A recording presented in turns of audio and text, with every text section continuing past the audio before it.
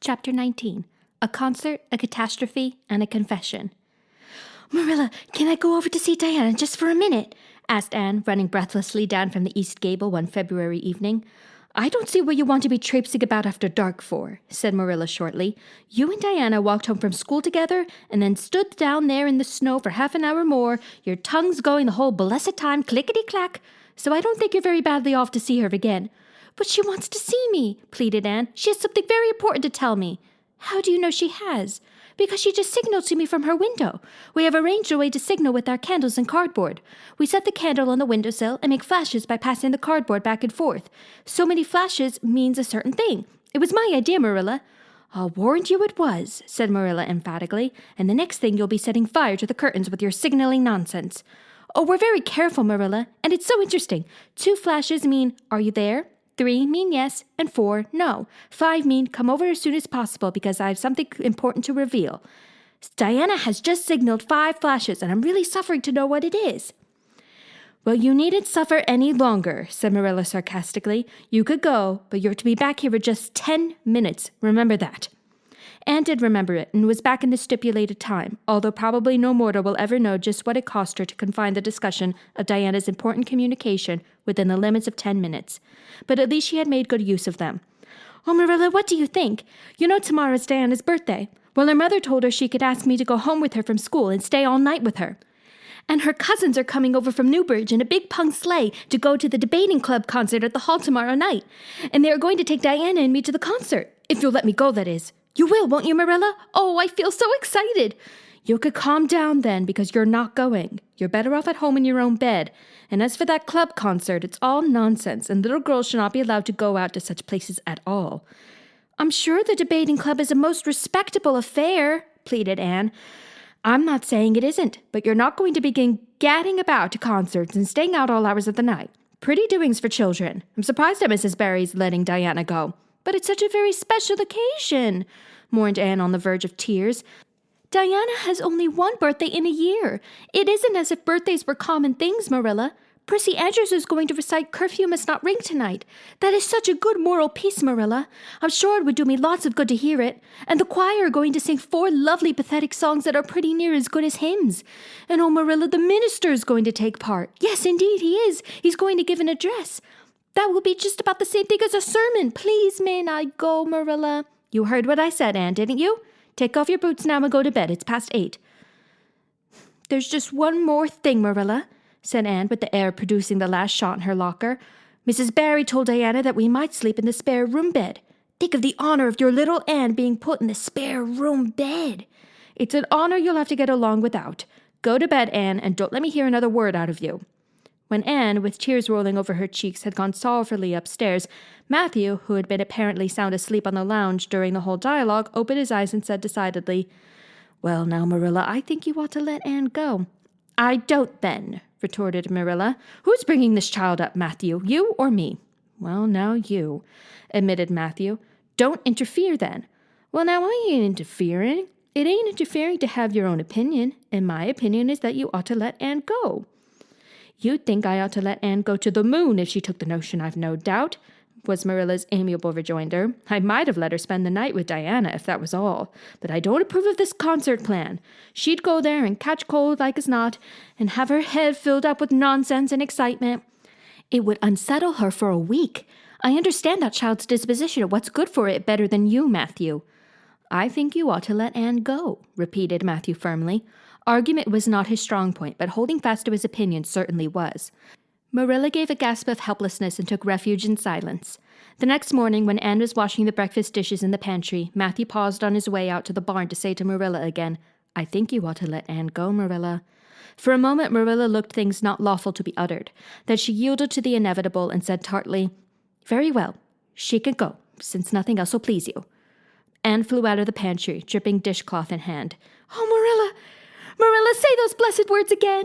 "I guess once is enough to say them. This is Matthew's doings, and I wash my hands of it. If you catch pneumonia sleeping in a strange bed or coming out of that hot hall in the middle of the night, don't blame me, blame Matthew. And Shirley, you're dripping greasy water all over the floor. I never saw such a careless child." "Oh, I know I'm a great trial to you, Marilla," said Anne repentantly. "I make so many mistakes. But then just think of all the mistakes I don't make, although I might. I'll get some sand and scrub up the spots before I go to school. Oh, Marilla, my heart was just set on going to that concert. I never was to a concert in my life. And when the other girls talk about them in school, I feel so out of it. You didn't know just how I felt about it, but you see, Matthew did. Matthew understands me, and it's so nice to be understood, Marilla. Anne was too excited to do herself justice as to lessons that morning in school. Gilbert Blythe spelled her down in class and left her clear out of sight in mental arithmetic. Anne's consequent humiliation was less than it might have been, however, in view of the concert in the spare room bed. She and Diana talked so constantly about it all day that with a stricter teacher than Mr. Phillips, Dyer's disgrace must inevitably have been their portion. Anne felt that she could not have borne it if she had not been going to the concert, for nothing else was discussed that day in school. The Avonlea Debating Club, which met fortnightly all winter, had had several smaller free entertainments, but this was to be big affair. Admission 10 cents in aid of the library.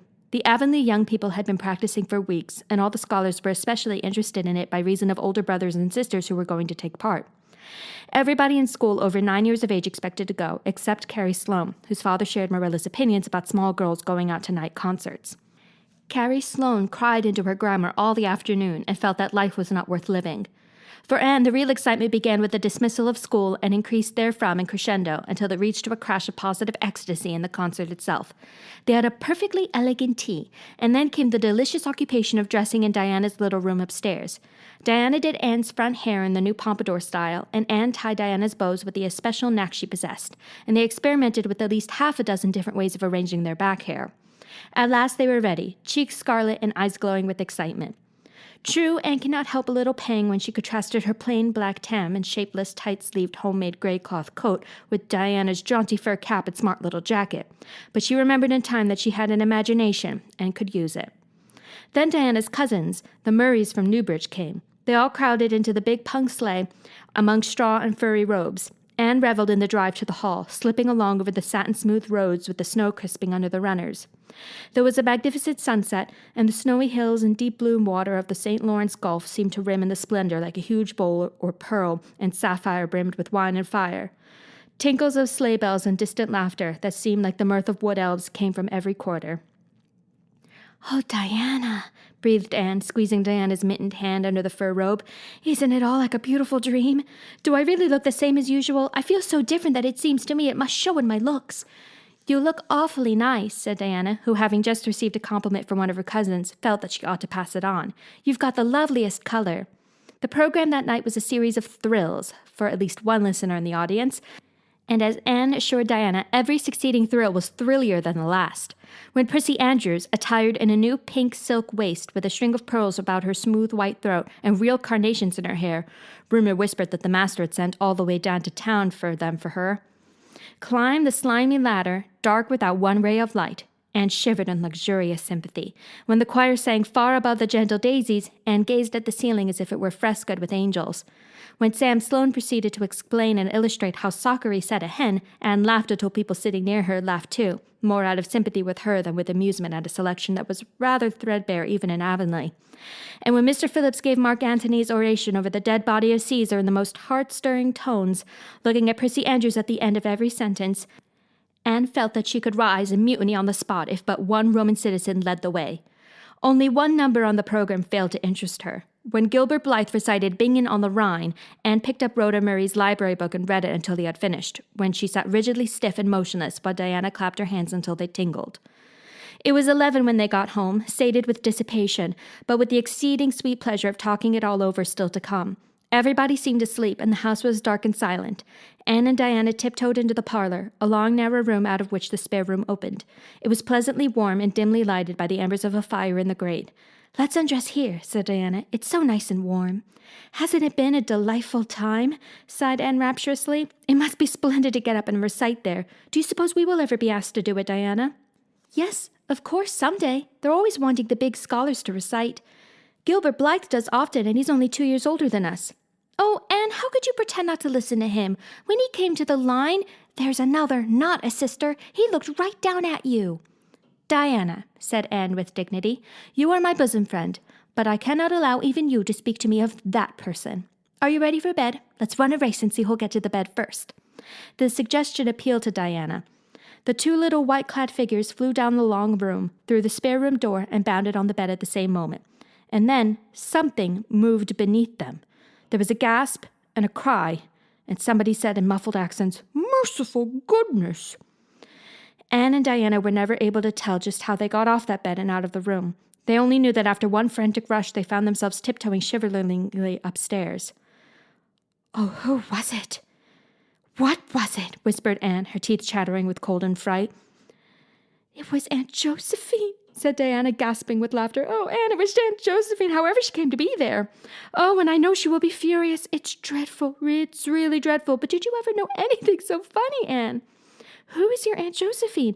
"She's Father's aunt, and she lives in Charlottetown. She's awfully old, 70 anyhow, and I don't believe she was ever a little girl. We were expecting her out for a visit, but not so soon.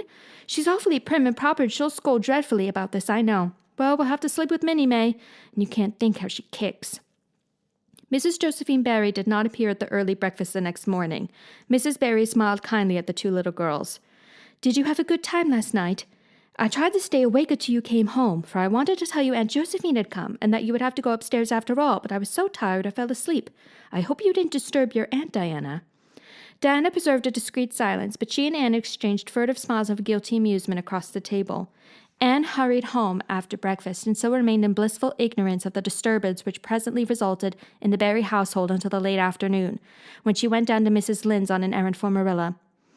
"So you and Diana nearly frightened poor old Miss Barry to death last night?" said Mrs. Lynde severely, but with a twinkle in her eye. "Mrs. Barry was here a few minutes ago on her way to Carmody. She's feeling real worried over it. Old Miss Barry was in a terrible temper when she got up this morning. Josephine Barry's temper is no joke, I could tell you that. She wouldn't speak to Diana at all." "It wasn't Diana's fault," said Anne contritely. "It was mine. I suggested racing to see who would get into bed first." "I knew it!" said Mrs. Lynde with the exultation of a correct guesser. "I knew that idea came out of your head. Well, it's made a nice lot of trouble, that's what. Old Miss Barry came out to stay for a month, but she declares she won't stay another day and is going right back to town tomorrow. Sunday and all, as it is. She'd have gone today if they could have taken her. She had promised to pay for a quarter's music lessons for Diana, but now she's determined to do nothing at all for such a tomboy. Oh, I guess they had a lively time of it there this morning. The Barrys must feel cut up.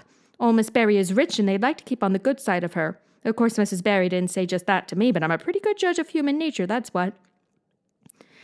"I'm such an unlucky girl," mourned Anne. "I'm always getting into scrapes myself and getting my best friends, people I'd shed my heart's blood for, into them too. Can you tell me why it is so, Mrs. Lynde? It's because you're too heedless and impulsive, child, that's what. You never stop to think. Whatever comes into your head to say or do, you say or do it without a moment's reflection."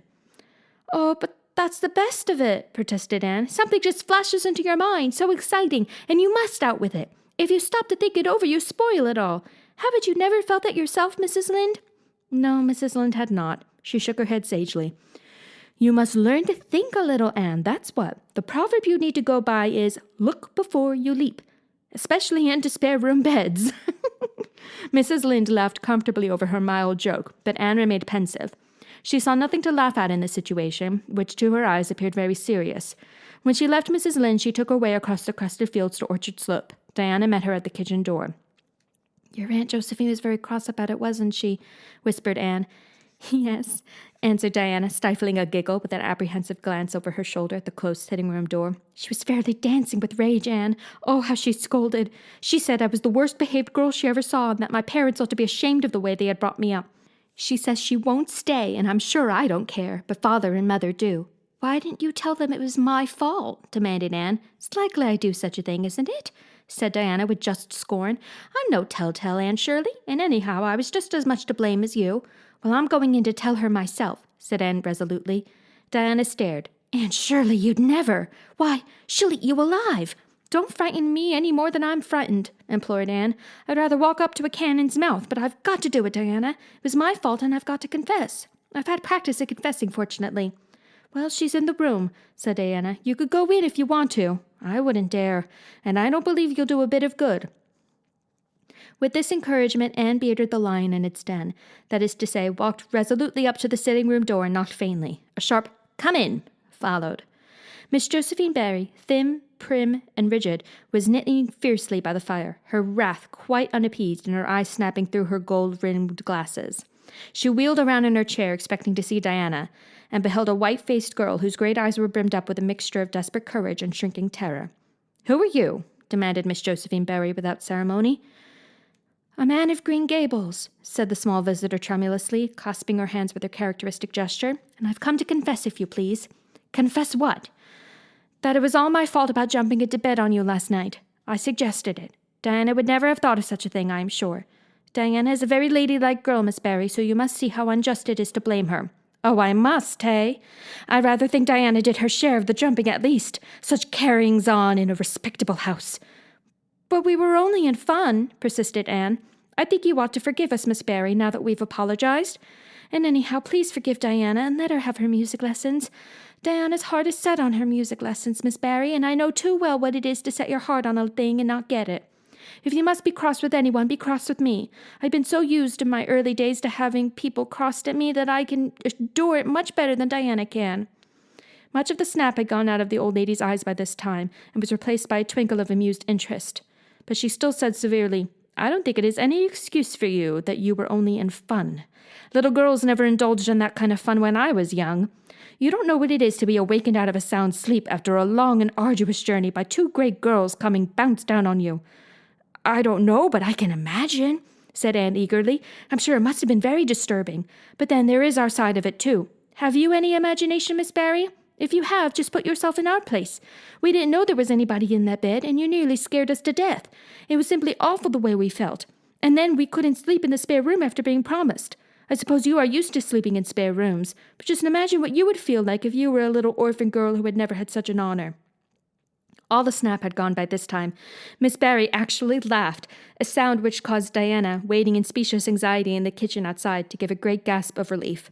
"I'm afraid my imagination is a little rusty. It's so long since I used it," she said. "I dare say your claim to sympathy is just as strong as mine. It all depends on the way we look at it.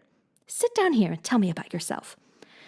"I'm very sorry I can't," said Anne firmly. "I would like to, because you seem like an interesting lady, and you might even be a kindred spirit, although you don't look very much like it. But it is my duty to go home to Miss Marilla Cuthbert. Miss Marilla Cuthbert is a very kind lady who has taken me to bring up properly. She is doing her best, but it is very discouraging work. You must not blame her because I jumped on the bed, but before I go, I do wish you would tell me if you will forgive Diana and stay just as long as you meant to in Avonlea." "I think perhaps I will if you will come over and talk to me occasionally," said Miss Barry. That evening, Miss Barry gave Diana a silver bangle bracelet and told the senior members of the household that she had unpacked her valise. "I've made up my mind to stay simply for the sake of getting better acquainted with that Anne girl," she said frankly. "She amuses me, and at my time of life an amusing person is a rarity." Marilla's only comment when she heard the story was, "I told you so." This was for Matthew's benefit. Miss Barry stayed her month out and over. She was a more agreeable guest than usual, for Anne kept her in good humor. They became firm friends. When Miss Barry went away, she said, "Remember, you Anne girl, when you come to town, you're to visit me, and I'll put you in my very sparest spare room bed to sleep." Miss Barry was a kindred spirit after all, Anne confided to Marilla. "You wouldn't think so to look at her, but she is. You don't find it right out at first, as in Matthew's case, but after a while you come to see it. Kindred spirits are not so scarce as I used to think. It's splendid to find out there are so many of them in the world." Chapter 20.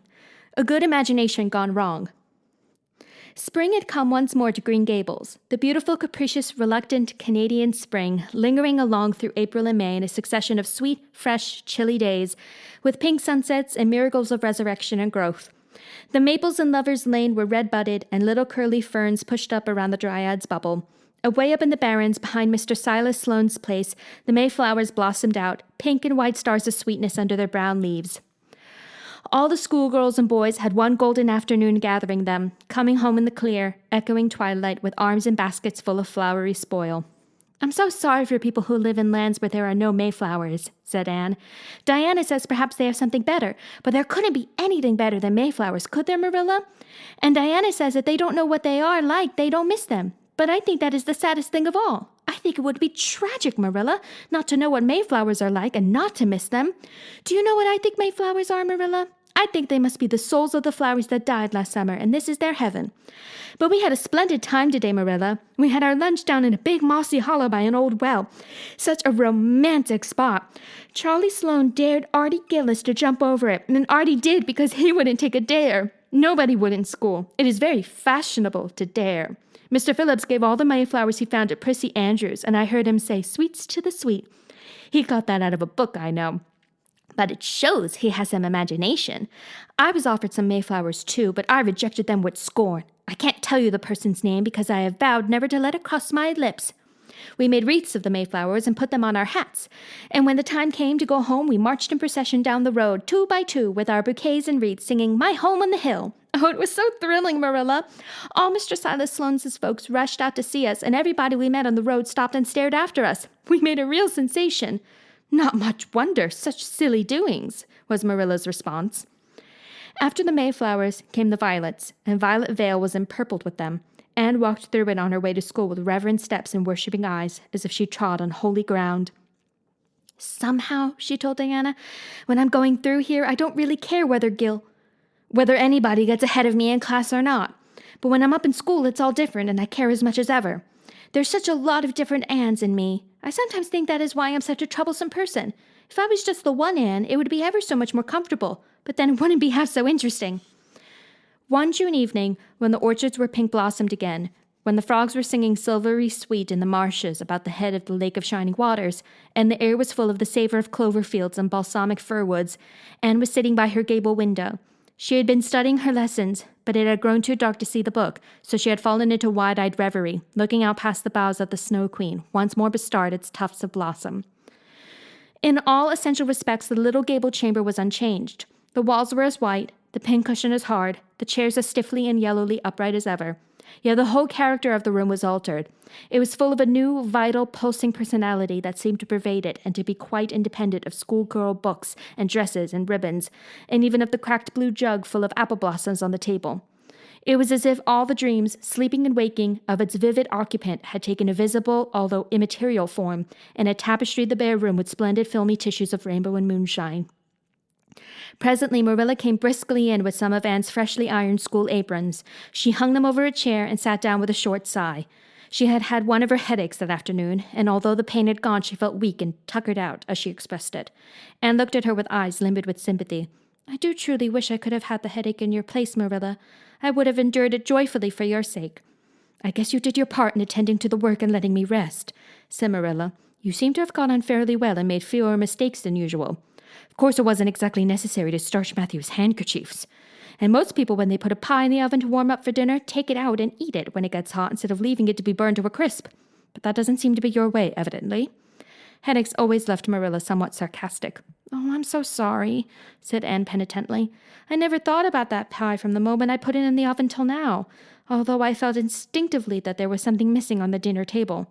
I was firmly resolved, when you left me in charge this morning, not to imagine anything, but keep my thoughts on facts. I did pretty well until I put the pie in, and then an irresistible temptation came to me to imagine I was an enchanted princess, shut up in a lonely tower with a handsome knight riding to my rescue on a coal-black steed. So that is how I came to forget the pie. I didn't know I starched the handkerchiefs. All the time I was ironing, I was trying to think of a name for a new island Diana and I have discovered up the brook. It's the most ravishing spot, Marilla. There are 2 maple trees on it, and the brook flows right around it. At last it struck me that it would be splendid to call it Victoria Island because we found it on the Queen's birthday. Both Diana and I are very loyal. But I'm very sorry about the pie and the handkerchiefs. I wanted to be extra good today because it's an anniversary. Do you remember what happened this day last year, Marilla?" "No, I can't think of anything special." "Oh, Marilla, it was the day I came to Green Gables. I shall never forget it. It was the turning point in my life. Of course, it wouldn't seem so important to you. I've been here for a year, and I've been so happy. Of course, I've had my troubles, but one can live down troubles." "Are you sorry you kept me, Marilla?"